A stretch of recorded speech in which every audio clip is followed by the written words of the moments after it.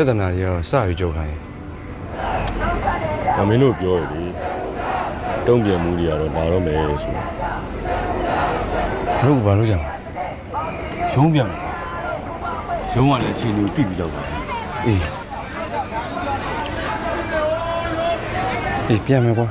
လိုင်းပေါ်လည်းတတိယတော်တော်စုံနေကတ်တော့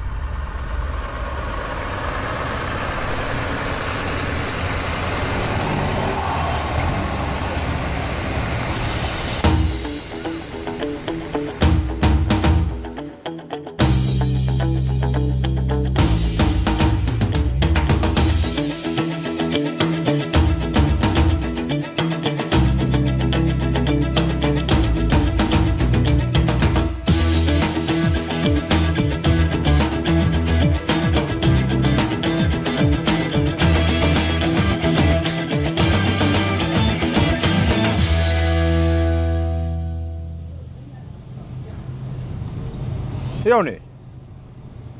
ဒီမှာကွာလိုင်းပေါ်မှာလည်းသတင်းတွေကစုံနေတာပဲငါတို့ပြန်လာတဲ့လမ်းခီးလည်းဘာမှမဖြစ်ပါဘူးအဲ့ငါတို့ပြန်တဲ့လမ်းခီးကဂိတ်တစ်ခုမှအောင်ချနေကြတယ်ငါတို့အဲ့ချိန်အဲ့မှာရှိနေတာပဲဘာမှမဖြစ်ပါဘူး အေးလေ ဖေအောင်ကွန်မန့်နေရှောက်မှန်းမနေနဲ့ဦးမင်းအစဲခံနေရအောင်မယ် အေးပါမမှတ်ပါဘူးကွာ ဒီကွာအဲ့ဒါတွေကလည်းတစ်မျိုးဘာလို့တွေကလည်းဆဲခံမှာဆိုလို့မျိုးသိပ်ထားတာတွေများနေပြီကွာလူတွေကလည်းမဟုတ်ပါဘူးမဖြစ်ပါဘူးလို့ပြောလို့ရှိရင်ဇုတ်ကိုဟုတ်ခိုင်းဖြစ်ခိုင်းနေလို့ပဲငါတို့လည်းဘယ်လိုပြောအောင်မှမသိတော့ အေးကွာ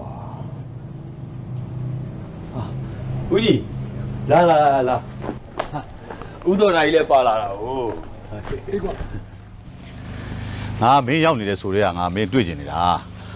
ကိုကြီးချီရောက်သွားတော့မင်းတို့နဲ့တွေ့ဖို့ရှိတယ်လိုက်ခဲ့ဆိုတော့ငါလိုက်လာတာ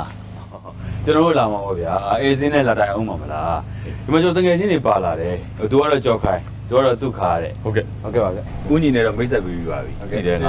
တို့တော့ဟိုကလေဒီမှာအေးဆေးပဲမို့လားမင်းတို့တော့ကြာနေဦးမှာ ဩအရန်တော့လည်းမကြပါဘူးအလုပ်ကလည်းတစ်ဖက်လောက်ပဲခွင့်ရတာ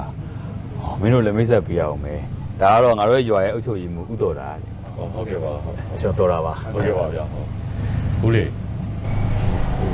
ရွာမောအေးစီပဲ အေးဆေးပဲလားဆိုတော့လေအေးဆေးလို့ပဲပြောရမှာပေါ့နော်ဒါပေမဲ့လူတွေတော့တိတ်မစုံတော့ဘူးကွာသူတစ်ပြည့်လူငယ်ပိုင်းတွေပေါ့ လူငယ်တွေမစုံတာတော့ကျွန်တော်တို့ရွာပဲမဟုတ်ဘူးကိုကျော်ခိုင်ရင်တခြားရွာတွေပါမစုံတော့တာ လိုင်းပေါ်တော့လည်းသတင်းရလည်းစုံနေရမှာပဲအခုဦးညီတို့ရွာတော်မှာလိုင်းပေါ်မှာပြာကျနေပြီဆိုတော့ကျွန်တော်အာယူကိုမေးကြည့်ရတယ်ဒီကောင်ရွာနဲ့အဆက်အသွယ်ရတယ်အဲ့တော့မှတော်ပါသေးတယ်ဗျာ ရွာမှာတော့ကြီးကြီးမားမားဘာမှမဖြစ်ပါဘူးဒါပေမဲ့ခုနငါပြောသလိုလူငယ်ပိုင်းပေါ့အလုတ်သွားလို့မယ်ဆိုပြီးပျောက်သွားတာဘာသတင်းမှမရတော့မင်းကြီးတက်ဦးမောင်တော့ဘာတွေညာတွေဖြစ်တော့တော်ရဲသွားမယ်ဆိုတော့ငါမလည်းထန်ထိန်ထားတာ ဟဲ့မင်းတိုးရဲပါသွားလို့ပါ အဲ့ဒါလေနားယောင်တာအေးနားယောင်တာ ဟိုကောင်စံခဲတို့သုံးကြောင့်ဒီကောင်မှနားရောက်သွားတာ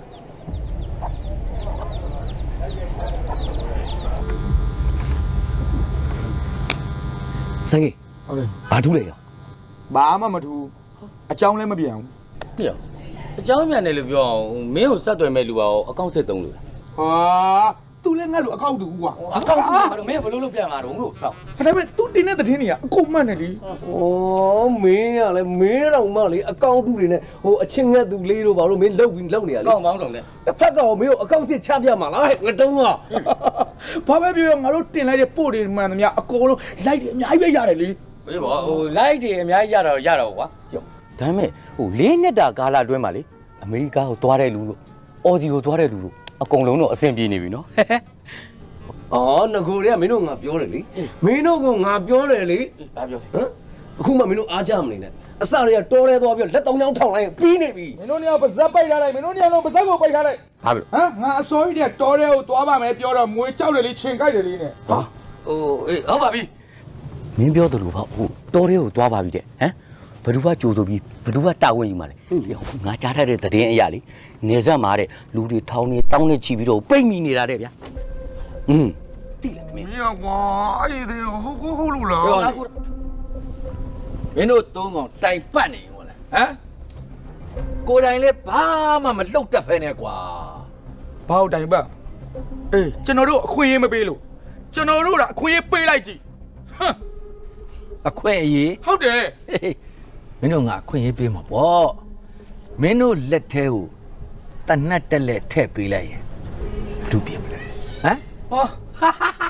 လက်ထဲကိုတနတ်တာထည့်ပေးလိုက်လို့ရတော့ကျွန်တော်တို့အတွက်အန္တရာယ်ရှိတယ်လို့ပြစ်ပလိုက်ပါပေါ့ ဟုတ်တယ် လွယ်လိုက်တာကွာအန္တရာယ်ရှိတဲ့ကောင်ဆိုတာမင်းတို့ဘယ်လိုရွေးမလို့ဟမ် လွဲပါတယ်ဗျာလွဲပါတယ်အဲ့ဒီလူကရုပ်ပြက်နေတယ်အမူအရာပြက်နေတယ်ဆိုရင်အန်ရရှိလို့အဲ့ကောင်ကျွန်တော်ကပြစ်လိုက်မှာပေါ့ အယူ ဟုတ် အန္တရာယ်ပြုတ်မဲ့ကောင်ဟာဘယ်တော့မှရုပ်ပြက်စင်ပြက်မနေဘူးမဲခေါင်းထဲမှာမှတ်ထားဟောတော်ကြောင်တော် ငါ့လက်တွေကပါသွားတယ် ဟောလူကြီးပဲကွာလောက်ပါ ဘာလို့လောက်ပါသေးလဲကွာ ဟုတ်ပြီပတ်တော်လူကြီးပဲ ဒီဘဲရောငါကြည့်နေတာကြာပြီဘာလို့တိုးပြောမှာဟိုမင်းတက်ထဲက3ရင်းနဲ့ထွက်လာလို့တော့3ပွင့်နဲ့ထွက်လာရင်ဘယ်တော့လူလဲလုံးလိုက်မလဲမသိဘူးဟုတ်လာစမ်းနေတယ်ဒလန်ဆိုပြီးလက်တို့လိုက်လေကြီးကနေဖြစ်သွားမယ် နေမင်းကဘသူ့ကိုလက်တို့ပါ ငါလိုင်းမတင်လိုက်မှာပေါ့ကွာသူများလက်သွားတို့တော့ငါတက်တက်ပြဿနာတက်သွားမှာပေါ့ ကိုယ်ကနေတော့ကိုသိတယ်ဟဲ့လား နေစမ်းပါကွာ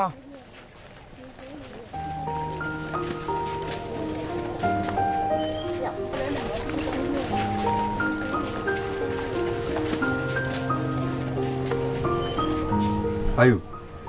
မင်းတို့ရွာလေးကတာယာလိုက်တာပါအေးစီလေးအဲ့ဒါမင်းဒီကြောင်ကိုဘာလို့ခေါ်လာ ဒါကငါတက်ခဲ့တဲ့အကြောင်းလေငါတက်တုံးကဆရာမတွေကတော့ပင်းစင်းနေယူကုန်ပြီဒါပေမဲ့တချို့ငါတငယ်ချင်းတွေကတော့ဒီကြောင်မှာဆရာမတွေပြန်လုပ်နေတာမင်းတဲ့ဝီဘာဖြစ်လို့လဲ အာယူခလေးအစာအစိတ်တင်လို့ဒေါက်တာမင်းလွေဆေးကပို့မှဖြစ်မယ် လာအဲ့ဆိုမြန်သွားမရပါဘူးလာ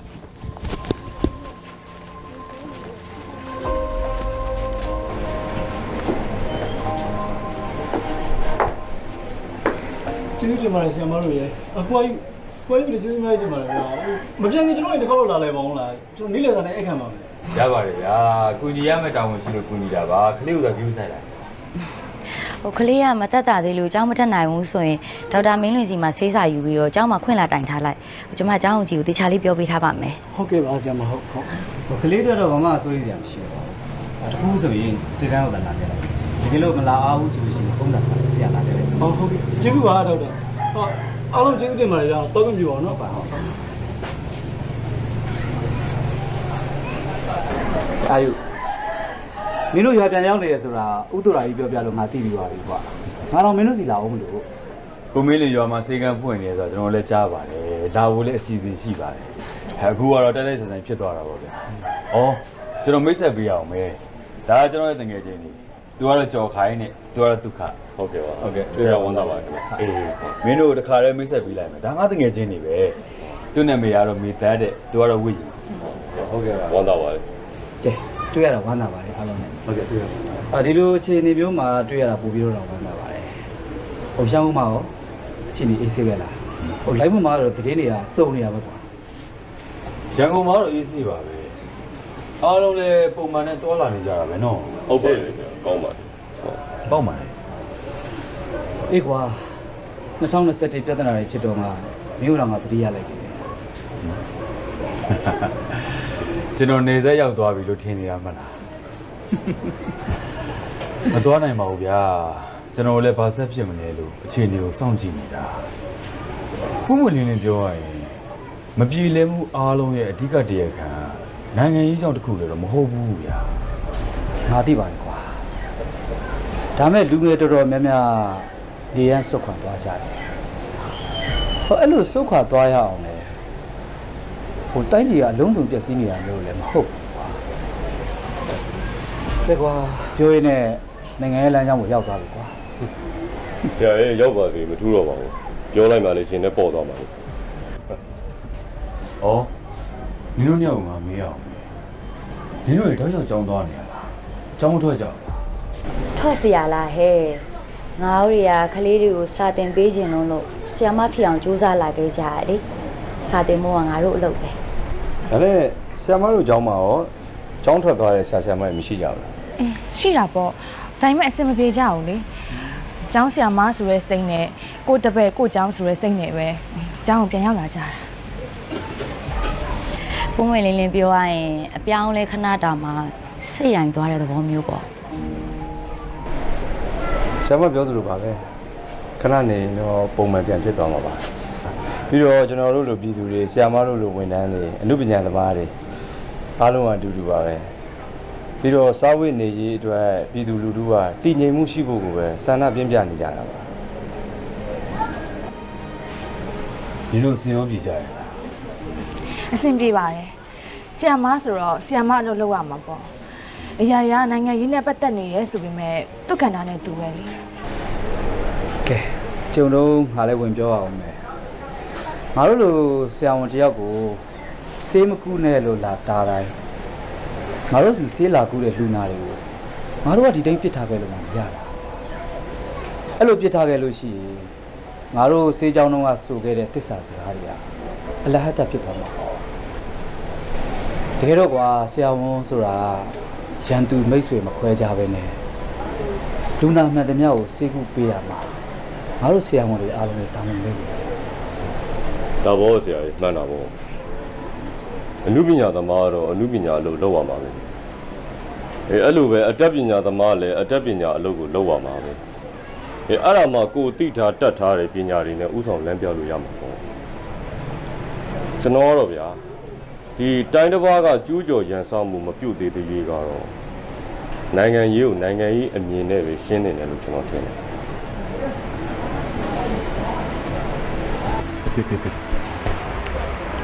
ဟုတ်ပြီမင်းတို့သုံးအောင်ခံဝင်လက်မှတ်ထိုးပြီးပြီဆိုရင်တော့ဒေါက်တာမင်းလင်းစီကိုလည်းသွားပြလိုက်ကြအောင်အေးနောက်တစ်ခါဆိုငါမကဲနိုင်တော့ဘူးနော်မင်းတို့ကတစ်ခါလဲမဟုတ်နှစ်ခါလဲမဟုတ်နည်းနည်းတော့များနေပြီ ဒါတော့မှကျုပ်ရောက်တာမြန်လို့မင်းတို့ဒီသုံးကောင်လုံးသေပြီဟာသေးစရာလားကျွန်တော်တို့သုံးကောင်ဒီကောင်တွေကိုအသာလေးထိနိုင်တယ်ရှင်းတော့တိုက်ရုံဝင်သားလို့ကမဟုတ်ရင်ကျွန်တော်လက်ကတည်းကရာကန်တော့နားပါနားနေပါလေဆိုမှတိတယ်ကွာနားကမရအောင်အဲ့လိုဘရိတ်ကိုထိလို့မရအောင်အဲ့လိုလုံးလိုက်ပါအသက်ကလည်းကိုကကျွန်တော်တို့ကရှော့လိုက်လို့သူကကျွန်တော်တို့ကန်လိုက်တာဒဏ်ရာဆိုတာလည်းမဆိုးဘူးတော့နည်းလေးရပါတော့ပြောရ တို့ကိုယ်လျှောက်ပြောကိုမျက်နှာလေးကိုမှန်နဲ့ပြန်ကြည့်ကြ ဦးရလေဗျာသူရဲကောင်းဆိုတာဒဏ်ရာနဲ့တော့ဘယ်ကင်းမှာမလဲဗျာဒါကြောင့်သူရဲကောင်းဖြစ်ချင်လို့ဒဏ်ရာနည်းနည်းရအောင်လုပ်မရ တော်စမ်းပါကွာမင်းတို့တွေသူများတွေကတင်ထားတဲ့ပို့ကိုဟာဟာသွားပြီလို့ဒီလိုတွေဖြစ်ကုန်တာမဟုတ်ဘူးလား ဟဲ့ဆန်းကြီးမင်းကဘယ် post မှာတွားပြီးတော့ဟာတွားပေးရလေ ဘာမှမဟုတ်ပါဘူးကွာသူတို့ရွာမှာနေတိုင်းခင်းနေတဲ့လမ်းကိုကွာပုံတွေတောက်လျှောက်တင်တာအဲ့တော့ငါအမြင်ကလို့အောက်ကနေပြီးတော့ဟာဆိုပြီးဟာလေးသွားပေးလိုက်တယ်အဲ့ပြဿနာတက်တာ စံကြီးအဲ့ဒါသူတို့ရွာအတွက်သူတို့အလုပ်လုပ်နေတယ်မင်းတို့ကအဲ့ဒါကိုသွားပြီးတော့ဟာသွားပြီးတော့နဲတော့နဲသေးတယ်ဟမ်ဟေးကြုံတော့တခါတည်းသတိပေးထားမယ်နော်လာမယ့်ဒီဇင်ဘာမှာရွေးကောက်ပွဲရှိတယ်အဲ့ဒီရွေးကောက်ပွဲနဲ့ပတ်သက်တဲ့တင်လာတဲ့ပို့စီကိုမင်းတို့ပောက်ကရတွေရှောက်မရေးနဲ့နော် ဥပဒေထုတ်ထားပြီးသားအကုန်နားကားသွားမယ် ဟာတိုက်တော့ဟာဦးတိုက်တော့တကယ်လော်ကြီးပဲဦးတိုက်တော့အစိုးရပြင်ဆင်ပေးထားတာနော်ပြင်ဆင်ပေးရကြိုးနတ်တယ် ပြောထားနော်အစိုးရဆိုတာတကယ်ပြောရင်တကယ်လုပ်တယ်နော်အေးခစ်ပြောင်းသွားတဲ့အထိအောင်မင်းတို့ထောင်ထဲကမထွက်ရပဲနေလိမ့်မယ်ဘောပေါက်လား တော်ပြီကဲမင်းတို့တော့အောင်စလို့ဒေါက်တာမင်းလေးကြီးကိုတော့ပြဖို့လို့အာယူညာမင်းကိုယ်တိုင်ဥဆောင်ပြီးခေါ်ပါခိလက်သားလေးဟုတ်ကဲ့ဟုတ် ဦးလုံးကြီးသွားလိုက်အောင်နော်ဟုတ်ကဲ့ပါဟုတ်ကဲ့ဆရာမရှိကြပြီ ကဲသွားတော့ဗာမင်းမလဲကဲသွား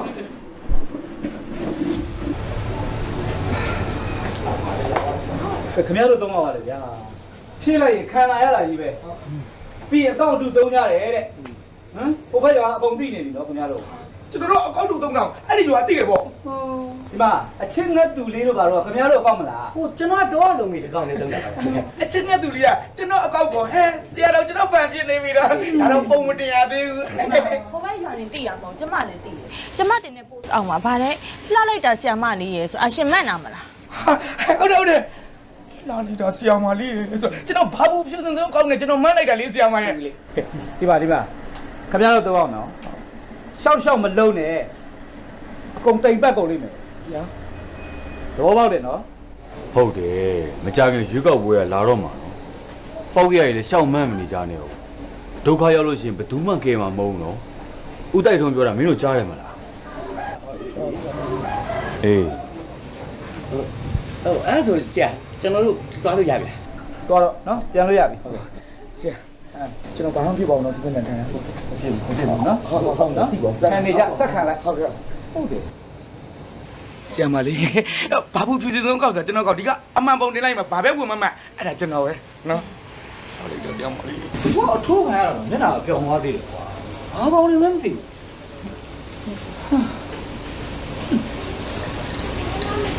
ကဲဘာယူခင်ဗျာဒီရွေးကောက်ပွဲဘယ်လိုနေလဲပွင့်နေ တိုင်းပြည်ရဲ့ရွေးတစ်ခုကိုတွားနေတာကတော့အမှန်ပဲဗျာ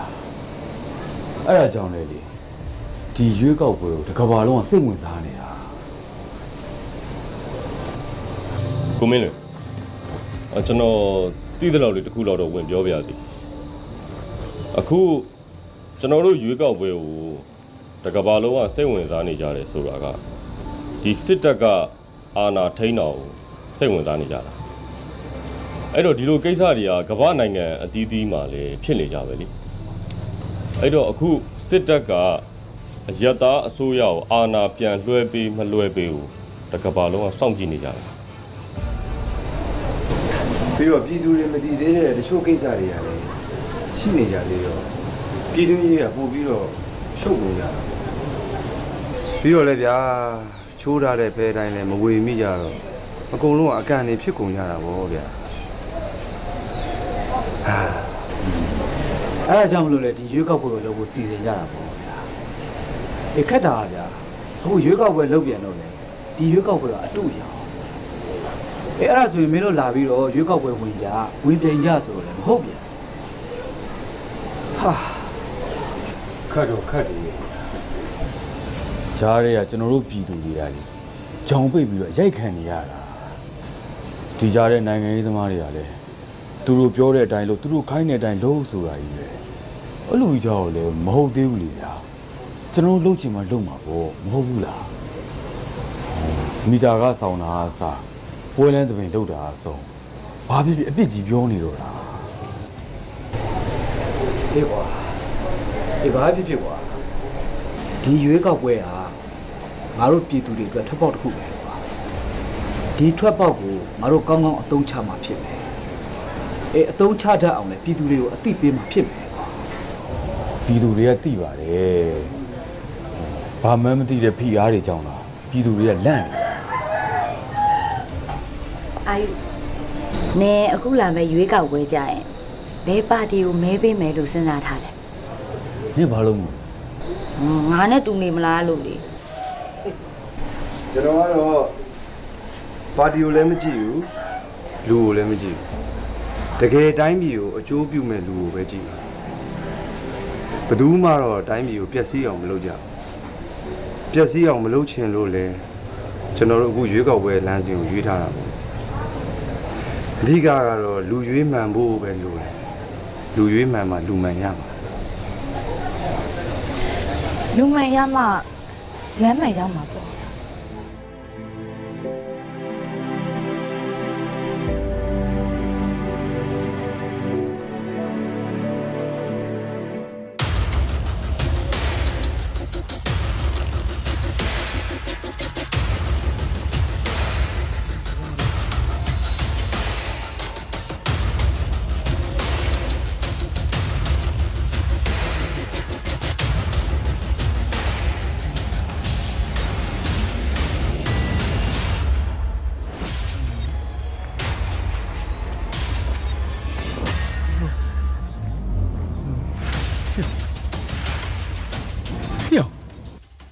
啊，叫我们了。哎，或者本家的爸哟。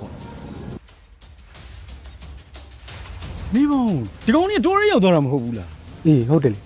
那不是小便要呢？好多么丢呢？这苦了，这苦呗。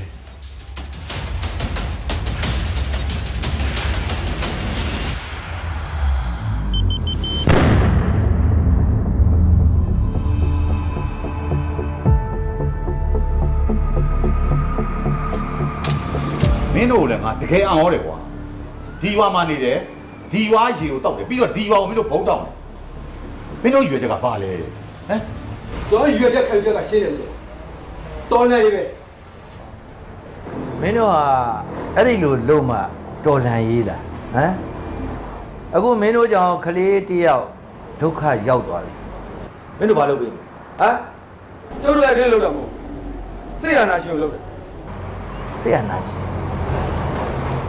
အဲ့ဒီစကားကိုတိတ်နားမလဲလို့ရှင်းပြစမ်းပါ မင်းတို့မှာအဖြစ်မရှိဘူးဆိုတော့ငါသိအေးအဖြစ်မရှိအောင်လည်းမင်းတို့ကိုမင်းတို့လုပ်နေတာကွာ ဟာကြောက်မှပြေးရှိတယ်ဗျအဲ့ဒါဒီမိုကရေစီပဲစစ်မှန်တဲ့ဒီမိုကရေစီကိုရကျင်လို့ကျွတ်တို့လို့တာ ဒီမှာဘုံထောင်တိုင်းတော်လန်ရေးမဟုတ်ဘူးကွာမင်းတို့ရည်ရွယ်ချက်တွေမှားနေပြီ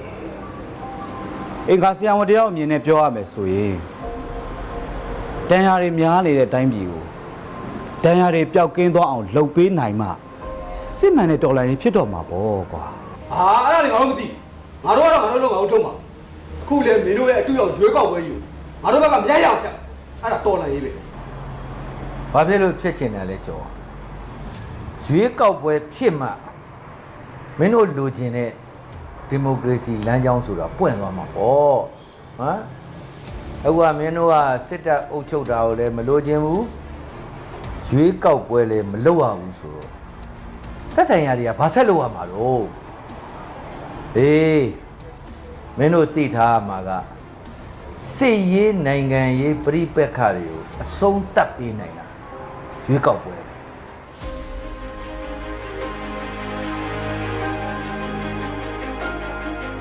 ကဲကိုတော်ရကျွန်တော်တို့ရှေ့ထွက်မှာပဲရတော့ဘာဖြစ်လို့ရှေ့ထွက်တယ်လို့သုံးလုံးရတယ်လဲဆိုတော့ဒါကိုယ့်ရဲ့ကိုယ့်ရွာဖြစ်နေတယ်မြေပြင်ချင်းတွေကိုဘာမှမသိပဲနဲ့ဘိုင်းပေါ်မှာရေးချင်တာရေးနေကြတာနားမရဘူးကျွန်တော်တို့အားလုံးပြောပြမှာပဲရတော့မယ် ကိုမင်းလင်ပြောတာဟုတ်တယ်ဗျာမကြခင်ရွေးကောက်ပွဲကလာတော့မှာအခြေအနေတစ်ခုပြောင်းလဲအောင်စူးစမ်းနေတဲ့လူတွေကိုသူတို့ရဲ့ရန်သူဖြစ်နေတတ်မှတ်နေတာတော့မှားနေတယ်ကျွန်တော်တို့ကအဲ့ဒါကိုထောက်ပြပေးရမှာ ပြတာပြလို့ရတယ်ကွာဒီနိုင်ငံလုံးတိုင်းတန်နေကြတော့လွယ်ပါမလားအာယူ ဟောမင်းရလေကွာအဲ့ဒါကတော့ကိုဒေတာကိုထိန်းရမှာပေါ့အဲ့လိုမှမလုပ်ဘူးဆိုရင်လေရွေးကောက်ပွဲနဲ့ပြည်သူကအလန်းဝေးသွားလိမ့်မယ်လေ မဝေးပါဘူးပြည်သူကလည်းရွေးကောက်ပွဲကိုဖြစ်စေခြင်းနေတာပါ အခုလာမယ့်ဒီဇင်ဘာ28ကိုလည်းရွေးကောက်ပွဲနေ့ကြီးကြီးညာပြီးပြီနောက်ပြီးတော့ရွေးကောက်ပွဲဟန်တာနှောက်ယှက်တဲ့သူတွေကိုလည်းပဲအရေးယူမဲ့ဥပဒေတွေပုံမှန်ထုတ်ပြန်ပြီးပြီတိတ်လည်းစိတ်ဘူးမလိုပါဘူး စိတ်မပူလို့တော့မရဘူးနော်ဦးလေးကြော်အောင်တို့ဗညာတို့လူမျိုးတွေထပ်ပေါ်လာမှလည်းစိုးရင်ရတယ်ဗျာဒီငကောင်လည်းဗျာဘလို့စိတ်ကူးနေမြတော်တဲ့ဝင်သွားလည်းမသိပါဘူး ဘယ်လိုစိတ်ကူးတဲ့တော်တဲ့ဝင်ရမှာလဲစစ်တပ်ကအာဏာထိန်းတဲ့အချိန်မှာဒီကောင်တကောင်ကစာနာပြပွဲတွေကိုလိုက်တယ်ပြီးတော့ရွာကိုလည်းပြန်မလာရဘူးအဲ့မှာဟိုတိုးမောင်ဆိုတဲ့ကောင်နဲ့တွေ့ပြီးတော်တဲ့ပါသွားတာပဲအဲ့ဒါပဲ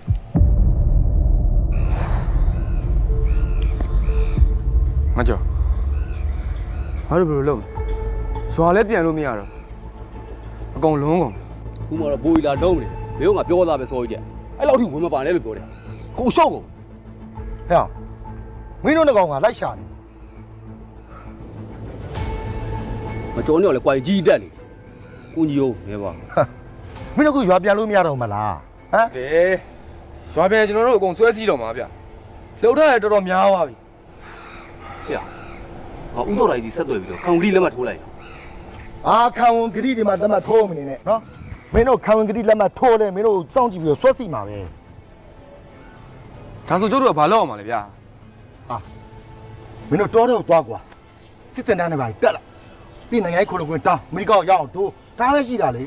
ဟောကျုံးတော့ဘယ်ကူညီမှာလဲကူက ငါကူညီမှာပေါ့ငါကူညီမှာမလို့မင်းတို့လိုက်ရှာနေတာလေ ကိုတော့မအခုထမင်းစားဖို့တော့ပြဿနာတက်နေရနော် မပူနဲ့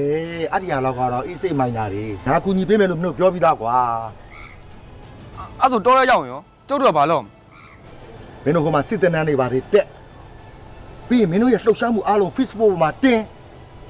အဲ့ဒီမှာနိုင်ငံရေးခုလုံခွင့်ရအောင်တောင်းရှင်းလား ဟာအဲ့လိုမလွယ်ဘူးထင်တယ်နော် လွှဲအောင်ငါလုပ်ပေးမယ်ငါလုပ်ပေးနေရတယ်အများကြီးပဲငါကူညီပေးတာလို့အကုန်လုံးအစီတို့အမေရိကတို့အကုန်လုံးရောက်ကုန်ကြပြီမင်းတို့နှစ်ကောင်ကြမှာတိုင်ပတ်နေတယ် ဒါကတော့သူတို့သမိုင်းသူတို့ရေးတာပဲလေဘယ်တက်နိုင်မှာမလို့ကျိုးတို့ကလည်းကျိုးတို့သမိုင်းကိုရေးရမှာပေါ့တကယ်တမ်းကျတော့တိုင်းပြည်တစ်ခုရဲ့အရွေးကောက်ပွဲဆိုတာပြည်သူလူထုရဲ့ထွက်ပေါက်တစ်ခုဆိုတာရယ်ပြီးတော့စစ်တပ်အုပ်ချုပ်မှုအောက်ကနေလွတ်မြောက်ဖို့လမ်းစာဆိုတာကိုကျိုးတို့ရွာလူကြီးနားလည်အောင်လို့အစည်းအဝေးခေါ်ပြီးတော့ပြောပြရင်ကောင်းမယ်နဲ့တူတယ်ကောင်း ဒီနေ့စည်းဝေးကိုတက်ရောက်လာကြတဲ့ရပ်သူရွာသားတွေအားလုံးကိုကျေးဇူးတင်ပါတယ်အစည်းဝေးဆိုတာတဲ့ကျွန်တော်တို့ရဲ့ရပ်သူရွာသားတွေကိုနားလည်ရှင်းလင်းအောင်ကျွန်တော်တို့ကပြောပြနေတာပါဒါကြောင့်မလို့လဲဒေါက်တာမင်းလင်းတို့လိုဦးတိုက်ထွန်းတို့လိုရွာကိုပြန်ရောက်လာတဲ့အာယုတို့လိုသူတို့တွေရဲ့အကြံပေးချက်ရကျွန်တော်တို့ဒီလူပွဲလေးကိုစီစဉ်လိုက်ရတာပါကျွန်တော်အနေနဲ့ဒီလောက်ပဲပြောချင်ပါတယ်ဦးမင်းလင်းပြောပါဦး အော်ဟုတ်ကဲ့ပါ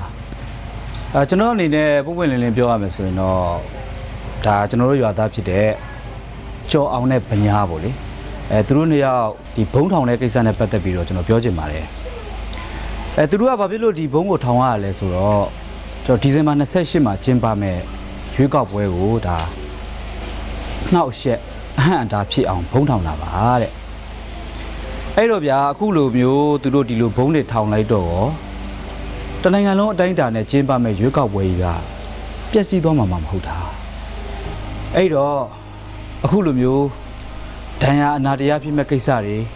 သွေးထက်တန်ရုံဖြစ်မဲ့ကိစ္စမျိုးတွေအသက်ဆုံးရှုံးရမဲ့ကိစ္စမျိုးတွေကိုမလုပ်ကြပါနဲ့ဗျာလုပ်ဖို့လည်းမတိုက်တွန်းကြပါနဲ့ကျွန်တော်ဆရာဝန်တယောက်အနေနဲ့အနုညွတ်တောင်းပန်ချင်ပါတယ် ဆရာဟိုကျွန်တော်တခုလောက်မေးလို့ရလားမသိဘူးဒီရွေးကောက်ပွဲကအတုအယောင်ဆိုကျွန်တော်ပြောတာမဟုတ်ဘူးနော်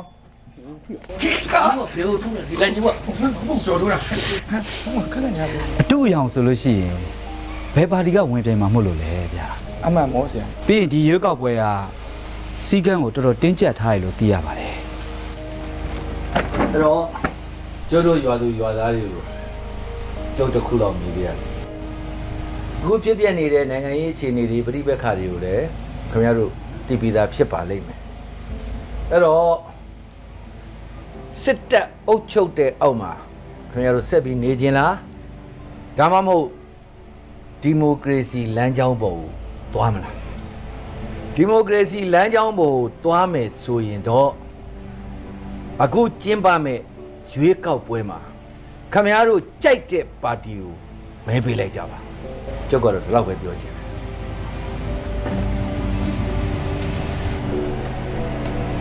ကျွန်တော်အကြံပြုချင်တာကျွန်တော်တို့နိုင်ငံရဲ့အပြောင်းလဲအရွေးတစ်ခုဖြစ်တယ်ဒီရွေးကောက်ပွဲကိုမဲပေးတာကျွန်တော်တို့ပြည်သူတွေအားလုံးရဲ့ထွက်ပေါက်တစ်ခုဖြစ်တယ်ဆိုတာပါပဲပြ ပြီးတော့ကျွန်တော်တို့နိုင်ငံမှာဆုံးရှုံးနစ်နာခဲ့ရတဲ့နှစ်ဖက်လူငယ်တွေနေတာမှမဟုတ်ပဲဗျာဒီလိုတွေမဖြစ်ဘဲနဲ့အားလုံးအေဂျင့်နေဖို့ဆိုရင်အစိုးရအသစ်တရက်မြန်ပေါ်ပေါက်လာဖို့လိုပါတယ်အဲ့ဒါကြောင့်အားလုံးပဲပါဝင်ပေးကြပါလို့ပြောချင်ပါတယ်ခင်ဗျာ ကျွန်တော်အနေနဲ့နည်းနည်းဖြစ်စွပြီးတော့ကျွန်တော်ပြောချင်ပါတယ်အဲ့ဒါပါလဲဆိုတော့ကျွန်တော်တို့အားလုံးကလည်းဒါဒီတိုင်းပြည်မှာနေတဲ့လူတွေဖြစ်ကြပါတယ်အဲ့တော့ဒီတိုင်းပြည်ရဲ့အရွေးဟာကျွန်တော်တို့အားလုံးပေါ်မှာမူတည်နေတယ်အဲ့တော့အခုဆိုရင်ကျွန်တော်တို့ဒဏ်ရာတွေများနေတဲ့ကျွန်တော်တို့တိုင်းပြည်ကိုပြန်လည်ကုစားနိုင်ဖို့အတွက်ဆေးရတွေ့နေပြီဗျာအားလုံးဝိုင်းဝန်းပြီးတော့ဒဏ်ရာတွေပျောက်ကင်းသွားအောင်ကူညီပေးကြပါနောက်ဆုံးအနေနဲ့ကျွန်တော်ပြောချင်တာကကျွန်တော်တို့အသေးကြားကမဲတပြားဒီတိုင်းပြည်အတွက်ပါကျေးဇူးတင်ကဲဒါလို့ဆိုရင်ကျွန်တော်တို့ရွာသူရွာသားတွေရွေးကောက်ပွဲဘယ်လောက်အရေးကြီးတယ်ဆိုတာသဘောပေါက်ကြမှာပါအဲ့တော့ဒီရွေးကောက်ပွဲကြီးအောင်မြင်ဖို့အတွက်ကျွန်တော်တို့အားလုံးမှာတာဝန်ရှိပါတယ်လို့ကျွန်တော်ပြောချင်ပါတယ် ပြဿနာတွေအားလုံးကိုဖြေရှင်းနိုင်ဖို့ပြီးတော့ကျွန်တော်တို့ကလေးတွေရဲ့အနာဂတ်ဘဝတွေတာယာလှပဖို့တိုင်းပြည်ရဲ့တမိုင်းဒုံဆိုင်ပြီးခြိတက်နိုင်ဖို့အတွက်လာမယ့်ရွေးကောက်ပွဲမှာကျွန်တော်တို့ခမရတို့တွေအားလုံးမဲပေးကြပါစို့လားဗျာ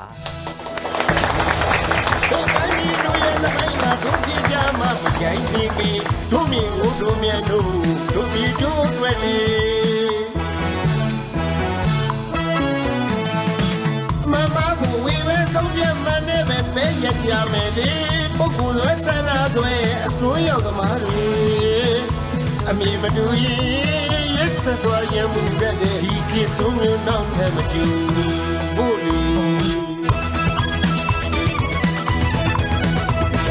ဒီလူတွေစင်နွယ်ဒီလူတွေကိုပွဲသူကြီးစန္ဒပေါ်ထုတ်ကြမယ်ပွဲဒီလူတွေစင်နွယ်ဒီလူတွေကိုပွဲသူကြီးစန္ဒပေါ်ထုတ်ကြမယ်ပွဲလာမယ်ခရီးတွေအချမ်းပဲနီးနေဒီမရှိနိုင်တာသိတဲ့ဒီမို့လေအနာဂတ်စီခေတ္တမိုင်းကိုသုံးဆိုင်လို့ရှိတဲ့ကြပြီအခွင့်အရေးရဲ့ဒီငြင်းညံသွားနေတဲ့ညဖို့ဘယ်ပဲချီတီဒီမိုကရေစီ